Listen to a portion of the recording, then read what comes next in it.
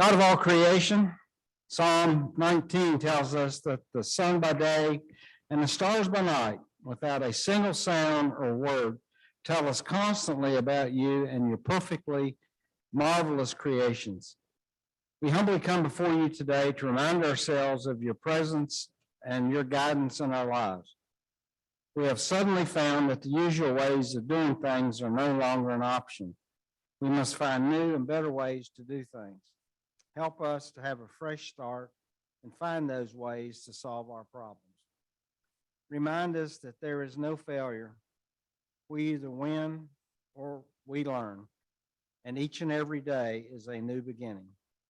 We ask your blessings on this meeting today, and may our actions and attitudes please you this day and every day. Amen. Our song leader today is Don Witt, and usually our song has a theme to it. We just wanted to have some fun, so. And I'm not going to sing Stand By Your Plan. For those of you who know what I'm talking about. Anyway, I'm sure many of you have experienced the issues that this song is going to give you. And if you haven't, your time will come. Hit it.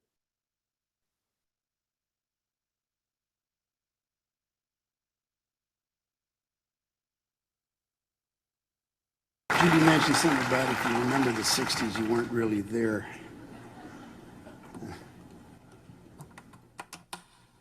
Which brought to mind a song. This is kind of a modern day yuppie blues. I'm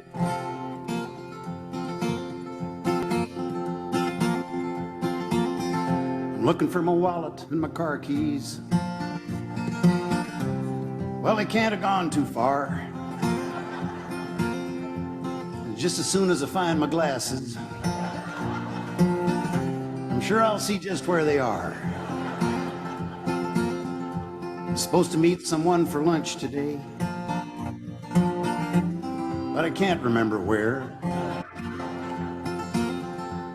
or who it is that I am meeting. It's in my organizer somewhere. I might have left it on the counter,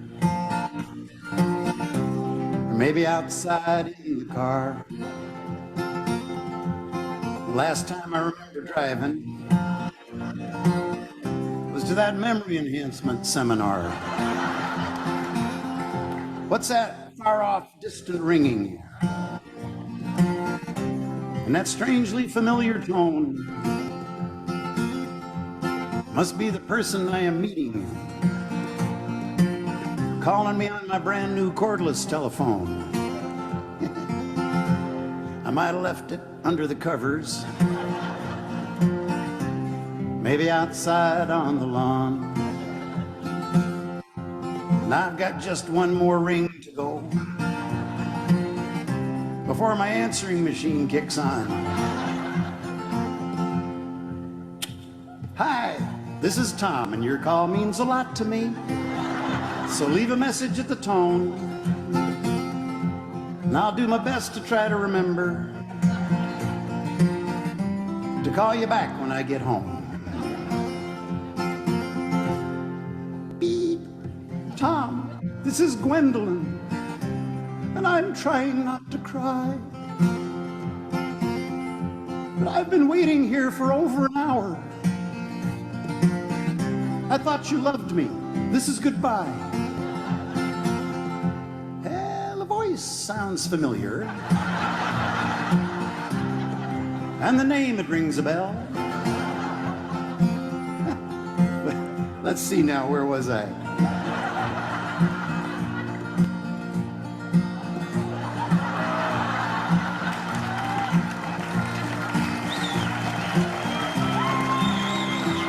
Oh well.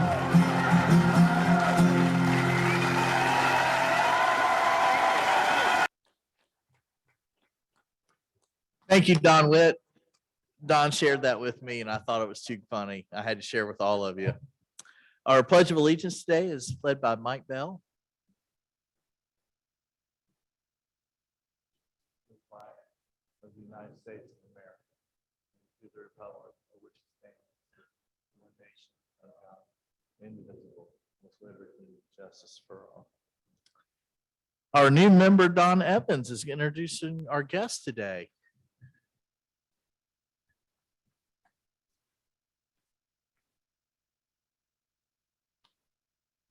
Thank you, Clark.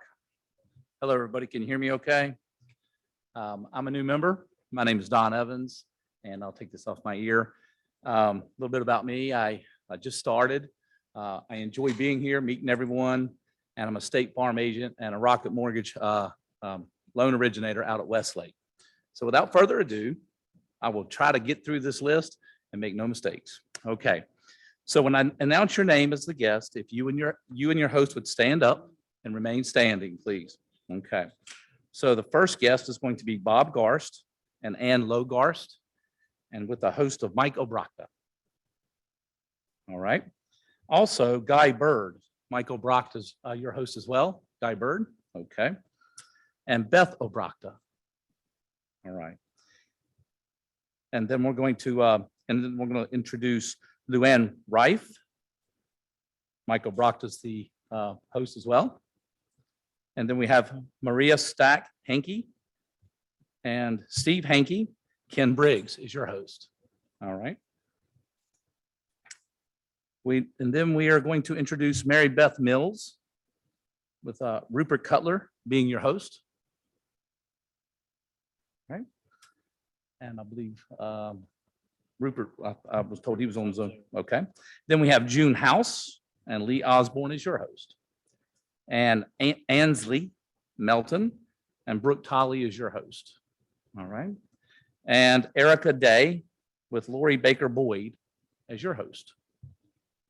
And I give you our guests and their hosts.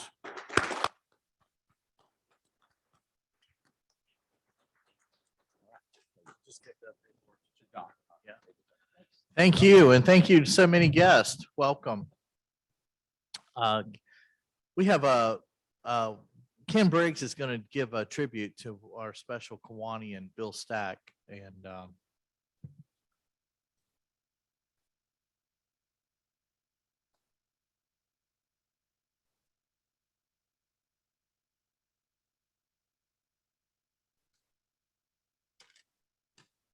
Good afternoon, fellow Kiwanians. I'm Ken Briggs, and we, as you know, we lost one of our long-term members, Bill Stack, on January 16th. And President Clark has given us a little time to remember Bill. And first of all, let's talk about special guests here today that were not introduced. Bill's wife, Rosina, is joined with us on Zoom. And also Zooming with us is their son, Joseph. And Joe Stack's a proud member of the Greensboro, North Carolina Kiwanis Club. And here in the room today, we have Bill's daughter, Maria Hankey, along with her husband, Steve Hankey. Please join me in welcoming these guests.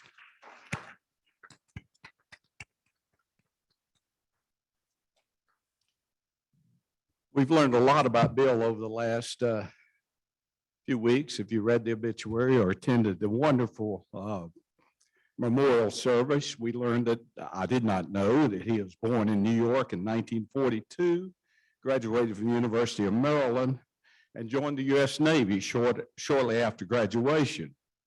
He went to OCS, Officer Candidate School, and served 3 years on a Navy destroyer supporting our war efforts in Vietnam. Unfortunately, during that time of service, he was exposed to Agent Orange, which resulted in many of the health problems that Bill experienced during the last 10 years of his life.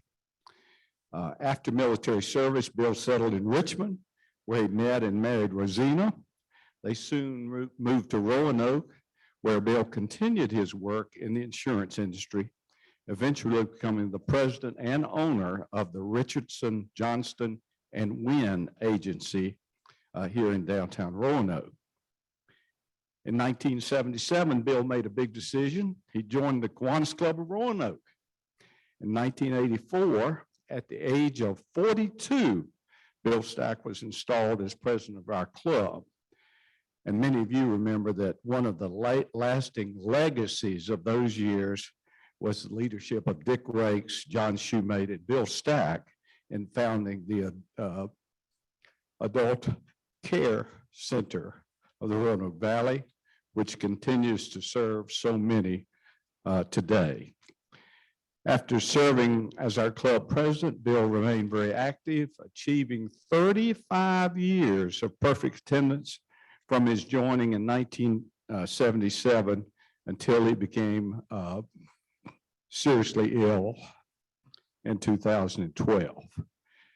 Bill was a great supporter of the Kiwanis Foundation of Roanoke, serving for many years on the board of directors. He was a major fundraiser for our foundation. And as many of you know, Bill's family designated our foundation to receive contribution in his memory. As of last evening, over $3,000 has been received. Thank you, Rosina and family. I was honored to serve as club president in 2010, and I've talked with a number of folks who served as president in those years, and they all talked about how supportive Bill Stack was to us. In fact, the year I was elected president, there were serious doubts that I had the experience to run a board meeting. So Bill Stack, did I recruit Bill, or maybe somebody appointed him to be sergeant at arms to make sure that I could get through a board of directors meeting without messing up and violating some rule. But Bill was always so encouraging to me and all the other presidents who served after him. I think one of the amazing things about Bill is how he continued to support this Kiwanis Club after he became seriously ill in 2012. Last year, even though he was homebound, his 2021 KPAD ticket sales totaled $385. I'm not going to ask for a show of heads on who sold more than 385, but hopefully Ben Spiker can inspire us this year to hit the Bill Stack target. In talking with folks in closing, some of the words that I heard about Bill Stack were positive, supportive, pleasant, encouraging, unflappable, a solid presence. Our club was blessed with 45 years with Bill Stack. Please join me in a moment of silence in memory of Bill.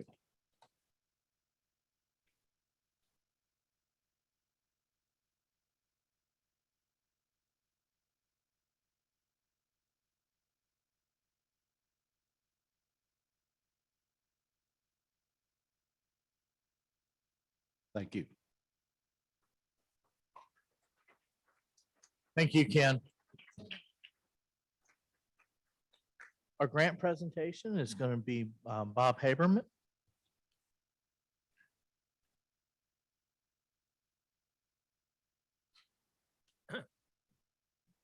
And good afternoon. We have 3 grants today. The first one's going to Soul, SOOUL, and Kendrick Golson and Joe Gaither. Could you please come up?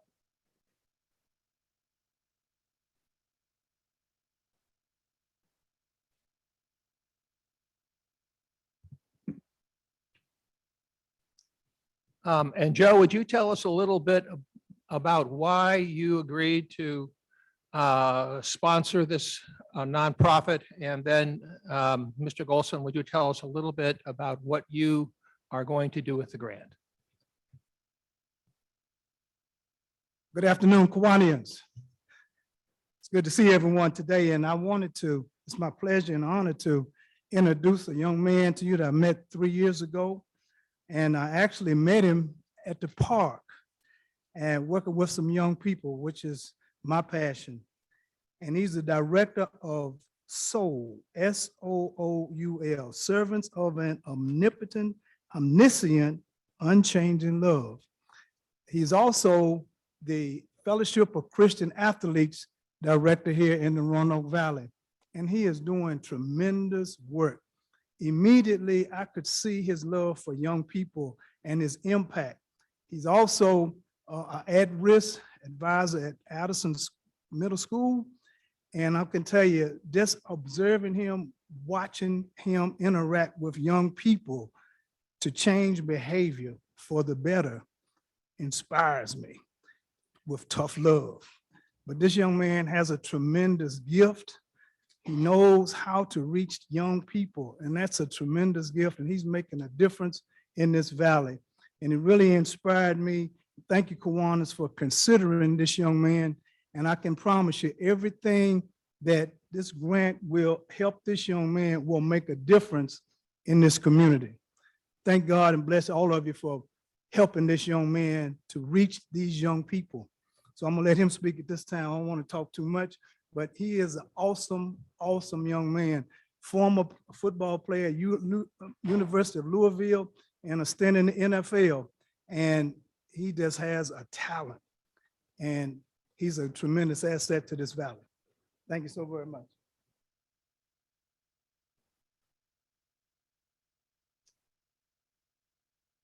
You're a little short, Joe, so I gotta lift this a little bit. Hey, thank you, everybody. I really appreciate it. It's something when you go out and do this work, a lot of times you got to step out on faith. You don't know where funding is going to come from. You don't know how you're going to build it. Remember leaving the athletics world, 12-year career in there, just stepping out, figuring this is something that I wanted to do. And the monies that I've been granted to, one of the visions that I had is just building kind of like an academic convention, like an academic camp throughout the summer every year for students, and build it convention style where we have our keynote speakers represent life skills, represent career, and represent academics. And we have professionals like you to teach workshops on welding, finances, banking, things of that nature, where they just don't get that type of schooling at some of these schools. If the few that do, the majority of them don't. So the vision that I had is just to create something once a year, every summer for 3 or 4 days, where we have this convention style of academics going and be able to cultivate and nurture these type of skills and talents that these kids have. A lot of times you have kids get in trouble for talking a lot in school. Well, I tell them all the time, I say, Oprah Winfrey talks a lot. She gets paid very well for talking a lot. There's pastors that talk a lot. There are speakers and orators that talk a lot. You just have to learn how to nurture it and use it for your benefit and not for your demise. And so making them understand that there's a naturally God-given gift that you have, you just have to learn how to use it. And so that's what the vision of this is going to be. And everything we do in Soul, Joe, thankful a lot that we're trying to build a leadership academy there. We're actually raising funds for that and building it in, have that thing's moving.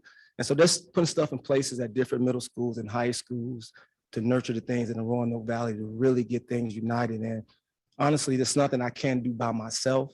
I believe everything what God says and about unity, and unity of the people makes things strong. So working with you, working with churches, working with organizations like TAP and Goodwill, just trying to see what I can do, how I can serve them, and how we can help each other. I feel that's the only way this area is going to be beneficial and build a foundation for the youth that's behind us. Because, it's not a secret, 30, 40 years from now, a lot of us not going to be here, but we want to leave something behind for our kids and our grandkids. Every time I think of the work I do daily, I think about Proverbs 13:22. We'll paraphrase it, say a man should prepare in a way that his children's children are in good fortune. God just say, listen, your kids are granted, but you should be thinking about your grandkids. And I think that goes past the bloodline. I think that's for community.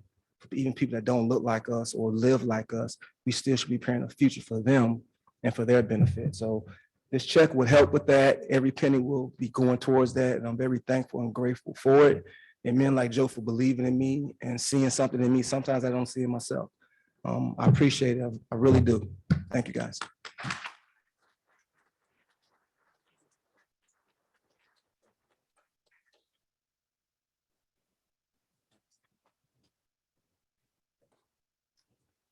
Okay, thank you, John Kendrick. Our second one today is going to Healing Strides, and Lee Osborne, could you come up, please?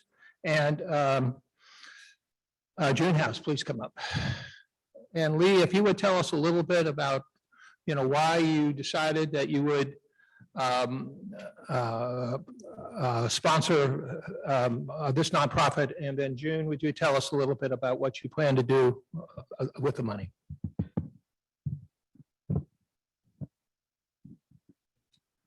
Thank you, Bob. Good afternoon, fellow Kiwanians. It's nice to finally to again be here in person with all of you. And June, thank you for coming to represent Healing Strides here. My relationship with Healing Strides personally goes back a long way, and it has only gotten stronger the longer I've been involved with the organization. Both, maybe all three, but I know my two older girls both volunteered there when they were in high school. And then, of course, that was a few years ago. And when Betsy returned to Roanoke in 2011, after graduating from UVA, she decided she would go back and volunteer some. And Carol Young was a relatively new executive director at Healing Strides at that time. And she saw something in Betsy and encouraged her to take the training and become qualified as a therapeutic riding instructor through PATH.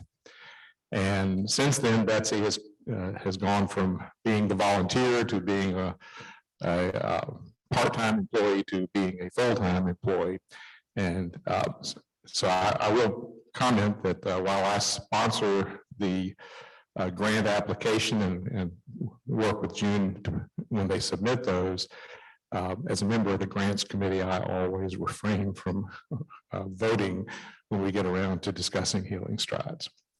But Healing Strides is a therapeutic riding center in Franklin County, just across the line, and just this side of Boone's Mill. And we have supported them for a number of years. They're an outstanding organization. They have been both persistent and creative over the last couple of years in dealing with the challenges that all of us have dealt with the COVID virus. They continue to provide essential services to people who need them, as well as to provide an opportunity for people in the community to become involved in helping other people, but also with horses. So I'm going to let June tell you more about Healing Strides and also what this particular grant will be used for. Thank you, Lee. Yes, I'm being directed to move. I'm very appreciative for the funds we are receiving today. Spoke to Lee about what we really wanted to do this year. We've missed the children. We've done field trips for a number of years where we actually take the horses off the property and take them into the schools and other types of programs throughout Roanoke. And we just haven't been able to do that for many reasons, one of them being COVID. So we wanted to still give children the opportunity to come onto the property, but also for them to have a meaningful experience with the horses. And we identified inner city children because oftentimes the issue coming onto the property has to do with transportation. A lot of the children don't have a chance to get up and close and personal with the horse. And so we felt like that really focusing on a program that identifies inner city children and having them come down to the property was going to be a great experience for everybody involved. So we did a tester before we asked for the grant funds, just to make sure that this was going to be something that the children did want to do, because this was a little bit out of their comfort zone. So we hosted an activity and we partnered with an organization, a youth organization in town. And we had 13, mostly boys, come onto the property. And we paired them up with instructor and a horse, and it was unbelievable. I can't share with you the experience and the feeling that we all had from having such a positive and successful outcome that day. So that's really what spurred us on and wanted us to continue this. So we're so thankful to be receiving the funds today. We did get support from another organization. So now we have significant amount of money to really sponsor more than 10 kids with this program. And they can come all year round if they want. And so I think it's going to be a new something that we will want to keep around. And I think it'll be something that the kids will want to share with their friends. And we will we'll let you know in a year how that's going to turn out for us.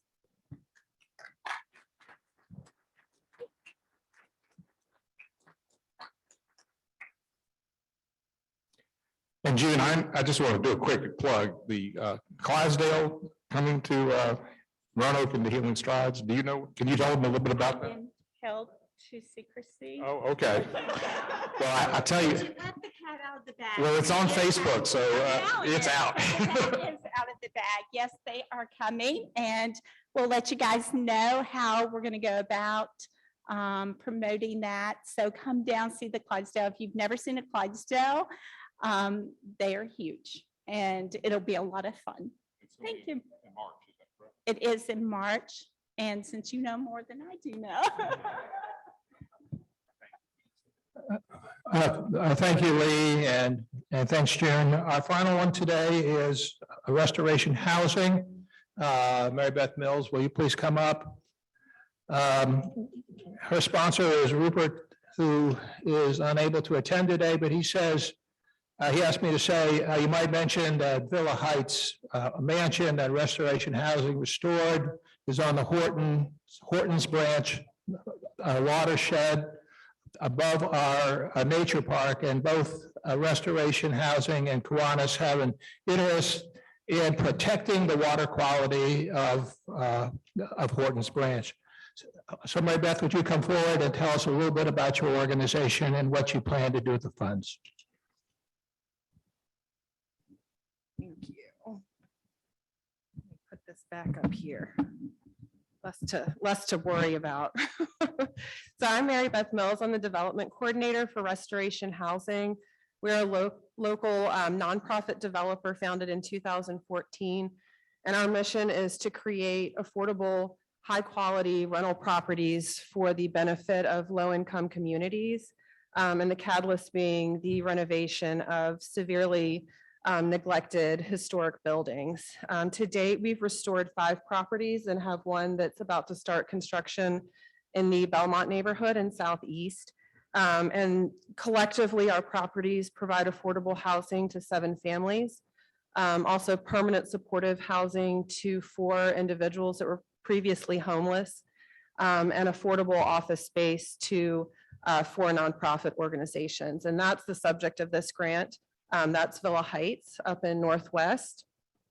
It's a circa 1820 classical revival mansion that served as a thriving community center for a long time. However, in 2007, the facility was closed due to a budget shortfall that year, and then suffered severe damage from an electrical fire that left an enormous hole in the roof. And it sat vacant for 10 years until we were able to acquire the property in 2017.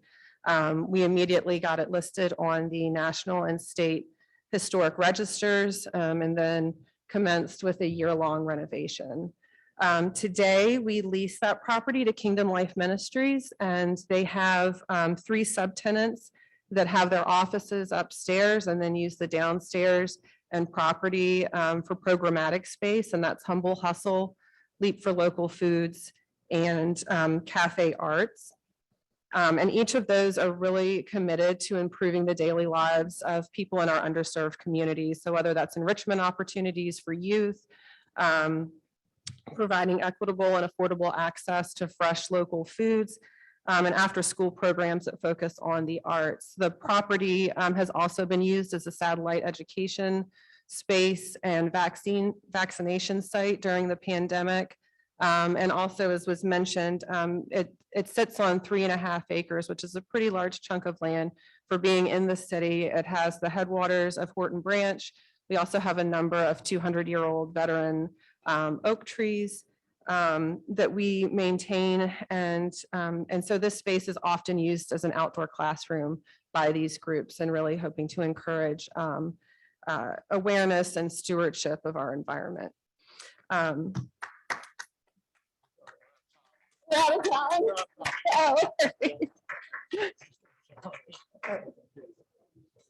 Thank you.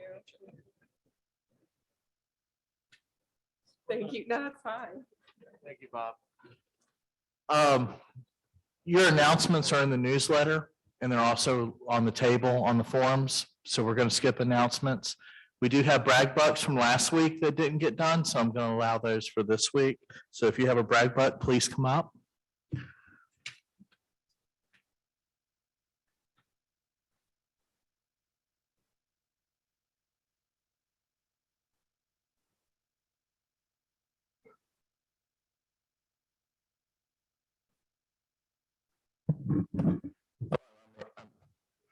Hello, everybody. I'm Andy Stone. I want to brag, number one, on the Kiwanis Club, give you a brief history. This is the 102nd year of the Kiwanis Club. It was formed on January 28, 1920, and my grandfather, Charles McNulty, was the first president. I didn't find out about that until I came to a meeting in 1987. And also my birthday is January 28th. So I've given a check, $102 in honor of our past president. And then $79 for my birthday. Thank you.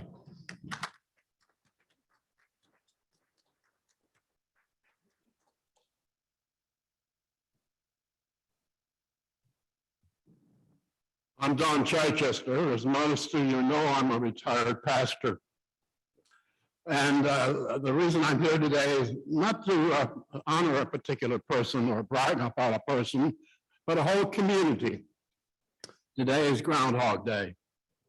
I'd like to brag on Punxsutawney, Pennsylvania.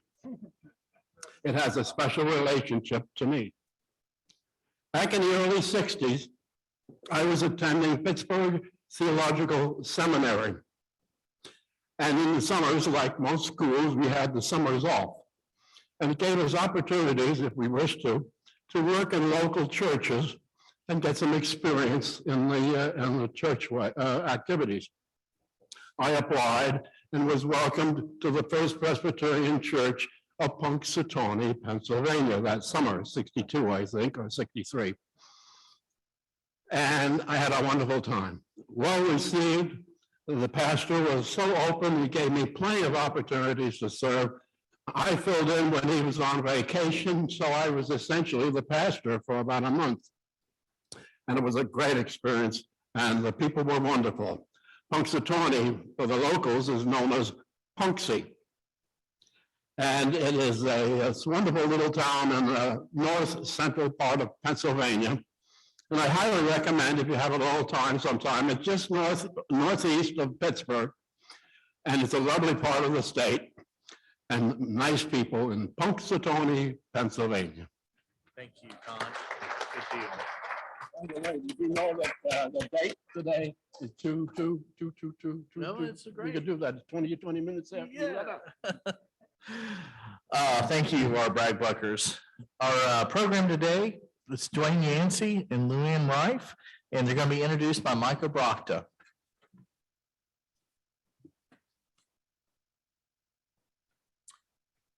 So I am Michael Brockta. And I want you to know that I learned a number of skills as a CIA employee. Maybe you can imagine, you know what I mean? And I'm going to talk about one of those skills briefly as part of my introduction to today's speakers, Dwayne Yancey and Luann Rife. The intelligence in the word CIA stands for something. And it cannot be achieved without considering the source of the information. How reliable is that source? How credible is that source? And when it comes to politics, economy, and culture of Southwest Virginia, I can think of no better source than Dwayne Yancey and Luann Rife. They're here today to talk about the changing landscape of local journalism. They're here today to talk about why they are seeing this happen and why they are seeing the result rise in nonprofit news. Now, recently we benefited from a presentation a couple months ago by Henry Gendreau, another individual who has started a local news publication. I'll leave you with this. Getting information from a source that's reliable and trustworthy and credible is critically important. And I now introduce Dwayne Yancey and Luann Rife.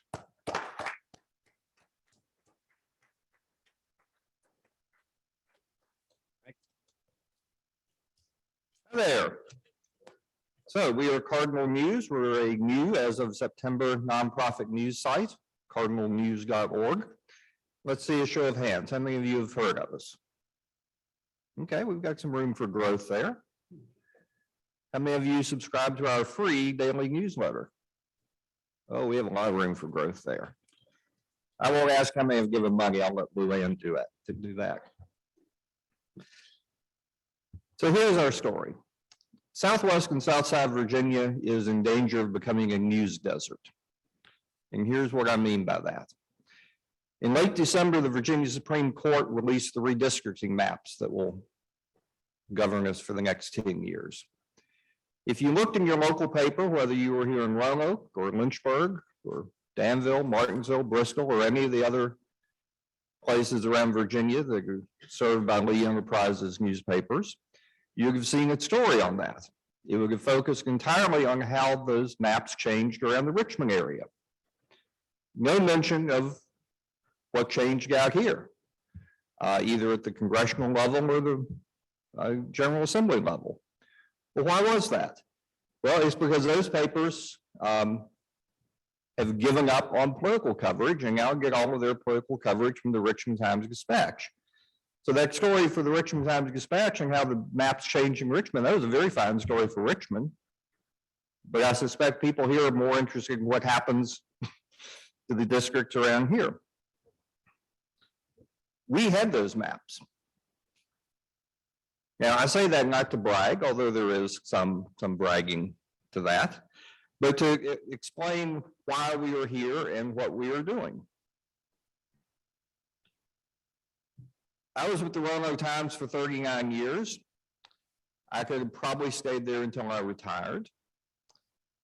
But my breaking point came last spring when, after yet another round of layoffs, the newspaper and the reorganization that followed decided it would no longer have a full-time political reporter and that it would get all of its coverage from the Richmond paper. So a long-time political junkie, that was just unbearable to me. Luann had a different breaking point, but she left about the same time. The short version is we got together and here we are with Cardinal News. We are part of a growing trend around the country of nonprofit news sites springing up as their legacy news organizations decline. There are now more than 300 nonprofit news sites around the country. More than half of those have started in the past 2 years. And you will see those numbers increase at a very fast clip in the coming years. If you think of a newspaper as a department store with a little bit of everything, we're more like one of the specialty stores in the out parcels of the mall.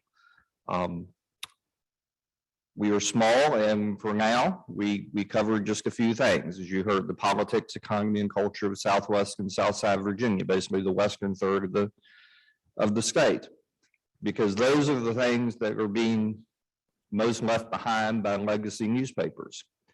Our mission is not to compete with them, but to fill the void that they are leaving. So we have a small news staff of 3. We have 2 reporters, a full-time political reporter in Richmond, Marcus Schmidt. So we are the only news organization west of Richmond with a full-time political reporter in the state capitol. We have a business reporter, Megan Schnabel, who was with the Roanoke Times for 26 years. We have a core of freelancers around the region, many of them former Roanoke Times reporters whose names you might recognize: Ralph Barrier, Doug Dowdy, Michael Hempill, Kim O'Brien. I'm probably leaving some out. We are expanding. We have a grant to add a new reporting position in Danville. And as we raise money, we will have more. So that is who we are and how we got here. And now Luann will tell you how we stay here.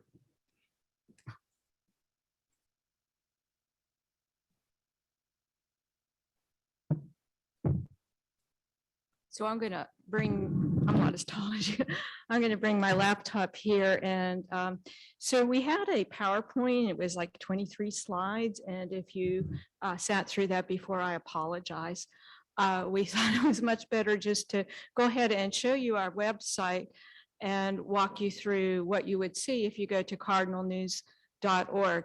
And you'll probably not hear this from very many people who come and talk to you, but if you want to pull out your phone and go along and scroll along with us, that'd be fine too. So on our website, you can find a section that will tell you about us. And as Dwayne said, it'll tell you about our staff. And you know, we've got a section here of the frequently asked questions. And let me see where we are on here. So one of the things that the reason that we started this is that we believe, and one of your grantees from Seoul put it really well about having a healthy community and looking toward the generations to come.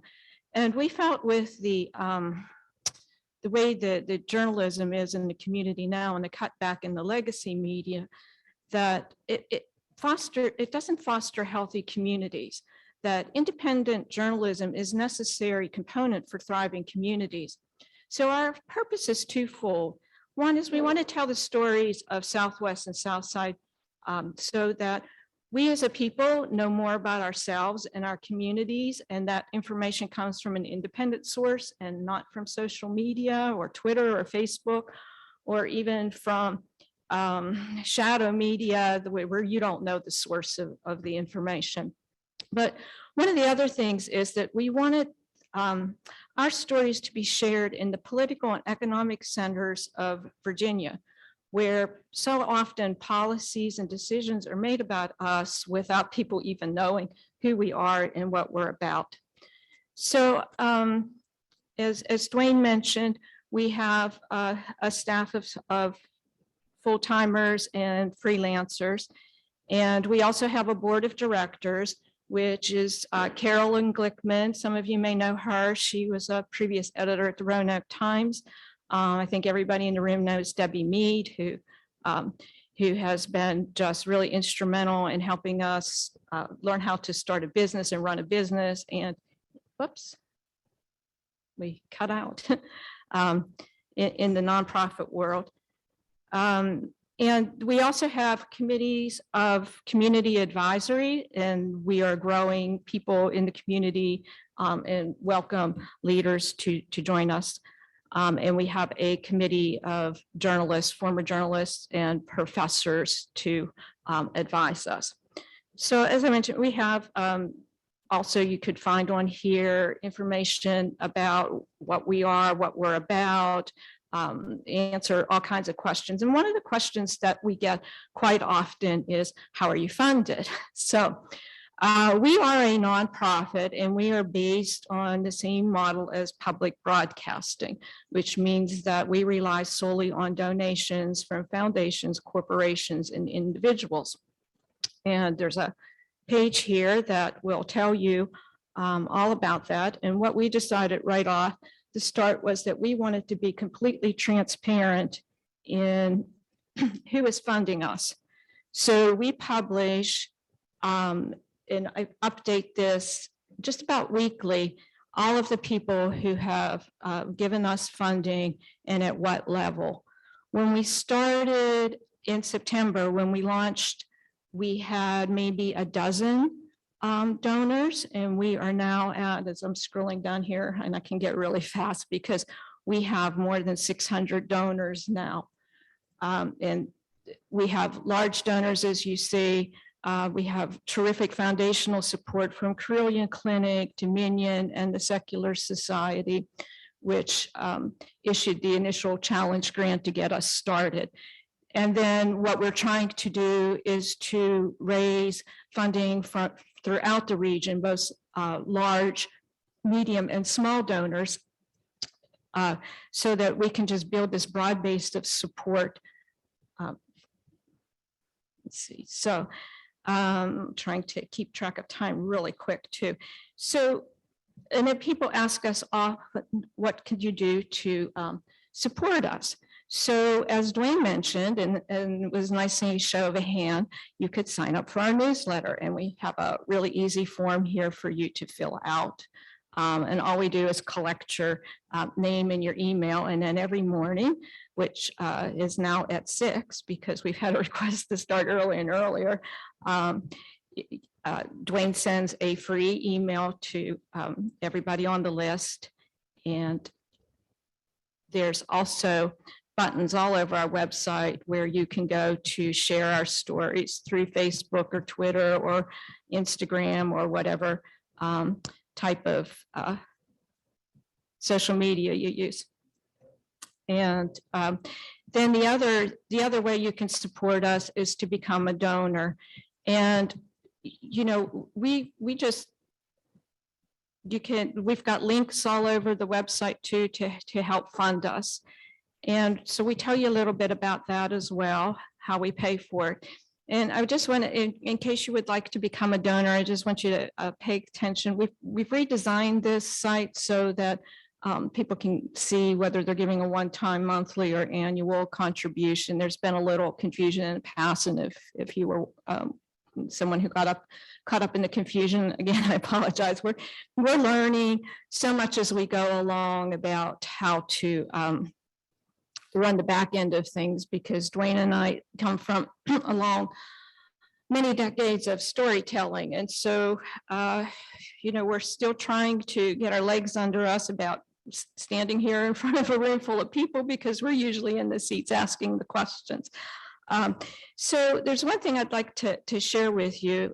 We slaved one slide from our PowerPoint that we thought really helped show what we're doing. So as I told you, we wanted to tell the stories in our region, but we also wanted people outside our region to hear what we have to say and what our communities are like, and the good stories that are here as well. And so how do we judge if we're doing that? And if I can, it disappeared on me, of course. I had it. Oh, there it is. So that didn't show up. Nisha. That show up?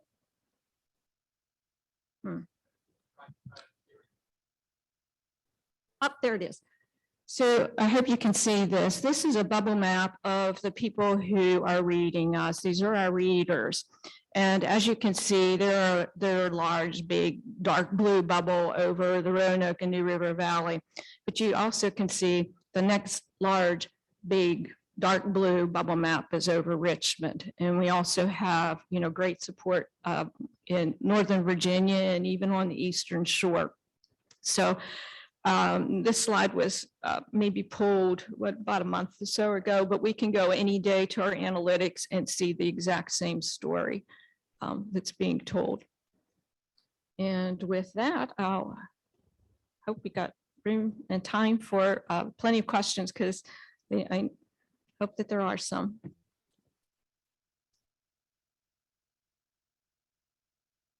No? Yes.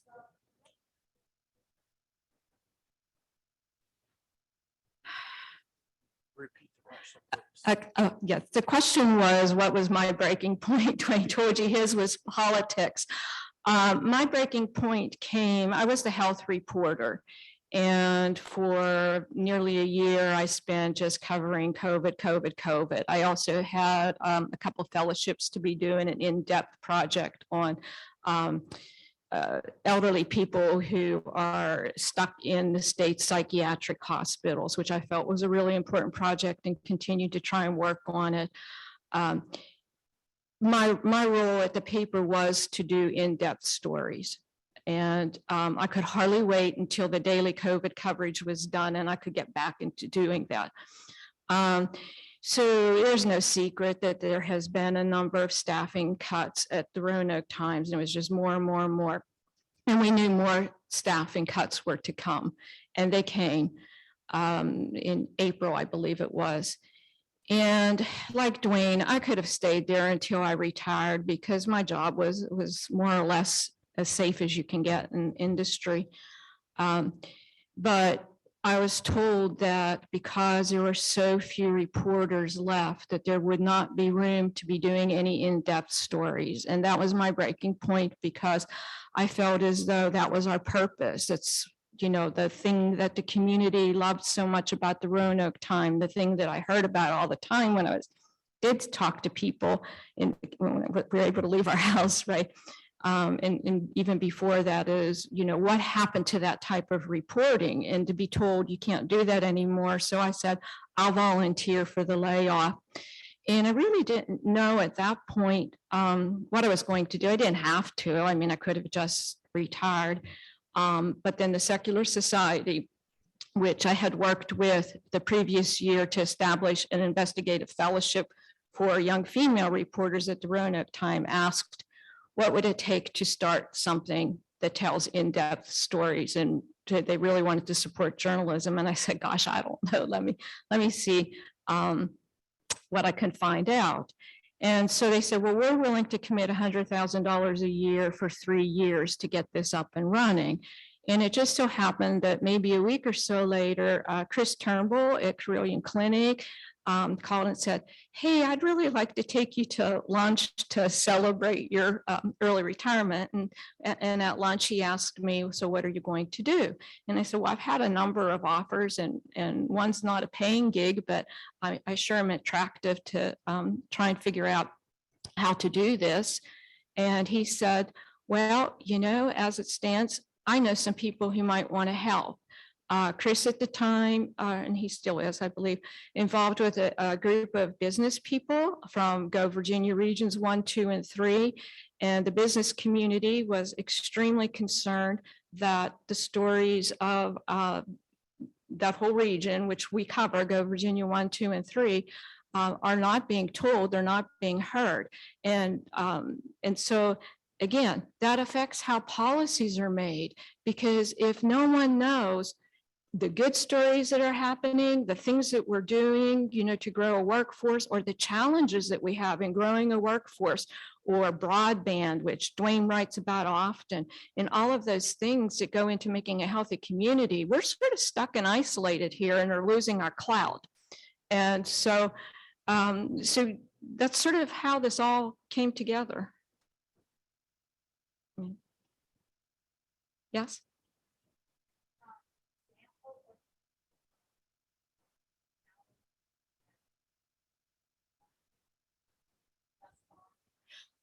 Yes, and the question was, how have we succeeded at our goal so far? So I'll give you a quick numbers and then I'll turn that one over to Dwayne, because that's really a good question for him. So one is, as I said, we started out with maybe a dozen people donating, you know, to get this up and running, including the 3 board members, myself, Chris, and Debbie. And now we have more than 600 people supporting us. Two is that we started out with 0 subscribers to our newsletter. We are now up at what, 2,041 this morning. And that's just since the end of September. So we're real pleased about that success. And then, but the best success is the stories that we've been able to tell. And so I'll let Dwayne do that. I got a question. One of our Zoomers has a question. Mac McCorkle wanted to ask if you guys needed any volunteers.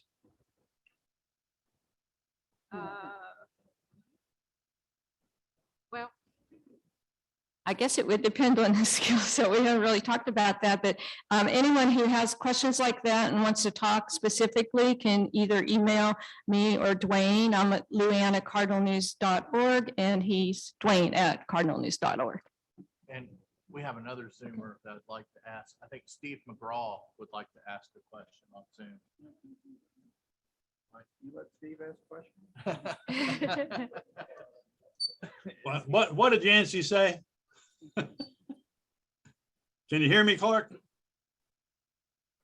Hello? Yep. Hello? You're good to go, Steve. Oh, I'm sorry. Okay. Just want to tell you, impressive presentation. Agree with your concerns about the media. Just signed up for the Daily Message and made a donation. Thank you so much. Well, thank you. That's great news. Yeah, go ahead. Dwayne was going to answer.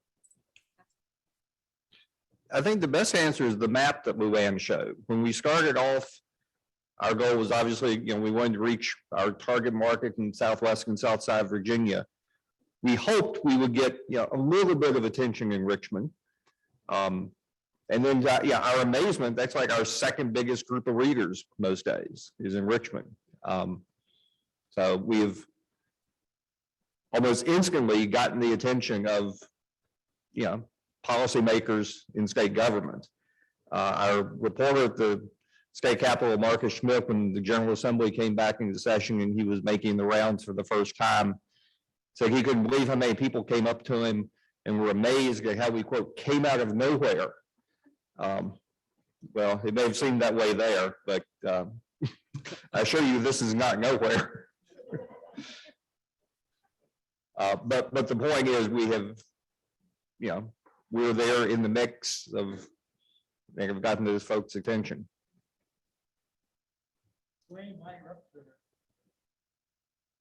Give us a thought on why that is. The question is why that is. Very often I will get emails from people, from around the state, not outside of our target area in Southwest and South Side of Virginia. And I will, they're emailing to ask a question or a comment or something. And I will ask them in some graceful way, why are you reading us? And their answer is usually one of two things.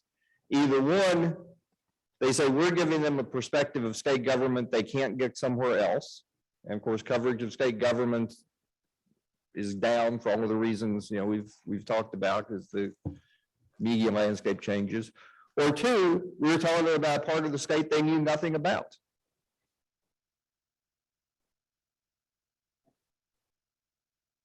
So to that extent, we are helping shape or reshape people's impressions of this part of the state, either impressions they never had or perhaps faulty impressions that they had. How would you do that in the traditional media? The question is, how are we able to do this and the traditional media is not? One, they are still ready to print. Print is expensive. We are online only. That is, I won't say cheap because it does take money, but we don't have to pay for a printing press and tons of paper every day. Yes.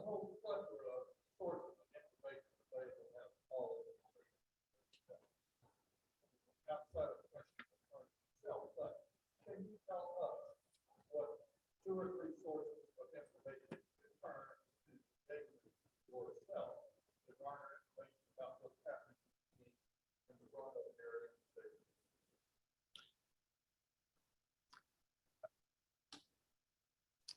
I always look at I try to look at them all, whether they're I do that all the time. I do look at the Richmond paper. So you will see a lot of that coverage here. I look at the Virginia Mercury.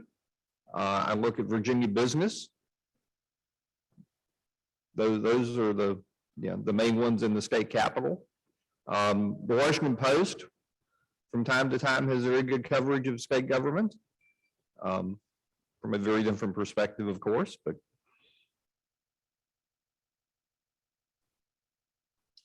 Back there.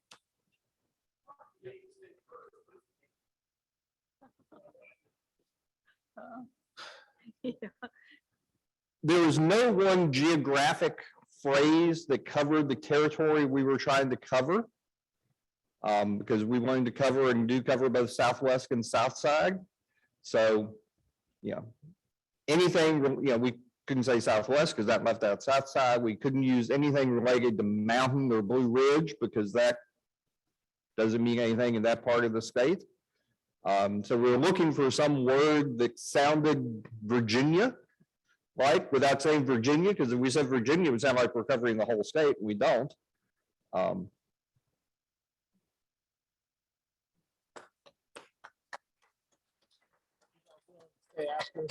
Yes. I want to thank our speakers today.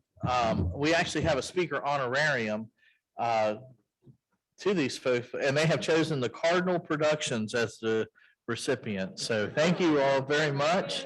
Absolutely. Thank you all. One of the best turnouts we've had this year. So thank you. Our next week is Jay Foster with Flex Metrics, introduced by Sam Darby. And I want to thank everybody for obeying our COVID protocols today. I appreciate that. And we'll see you all next week. Y'all have a good one. And with that, we are adjourned.